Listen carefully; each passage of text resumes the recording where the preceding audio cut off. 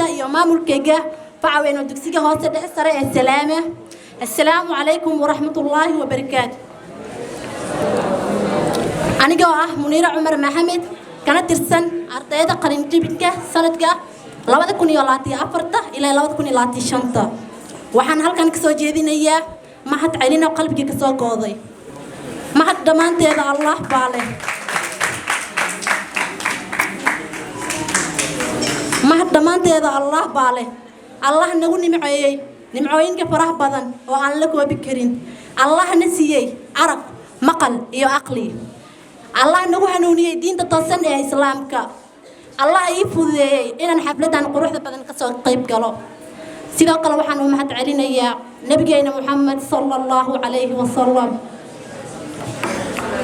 midka marka maalinta qiyaama qof kasta dhahaya nafsi nafsi isaguna dhahaya yaa rabbi ummati ummati midkeena baray farxadda dhabta ah waxa ay tahay sidaan adduunka ugu raaxaysan lahayn. sidoo kale waxaan u mahad celinayaa qof kasta oo soo qayb galay xafladan maanta. ugu horeyn labadeeda waalid aad iyo aad baad ugu mahadsantihiin maadaama xafladan quruxda badan ay soo gaarsiiseen heerkan maanta aan aniga taaganahay. sidoo kale waxaan u mahad celinayaa dhammaan macallimiintayda iyo maamulkayga Sacad Xindir Cumar oo iyaga la'aantooda xafladan suurtagal noqon lahayn. habeen iyo maalin ay u garab istaageen si aan mimbarkan quruxda badan u soo istaagi lahaa. waxaan kale u mahad celinayaa dhammaan ardayda walaalahayga ee sanadkan igala qalin jabinayo igula soo garab istaageen si aan xafladan uga soo qayb gali lahaa.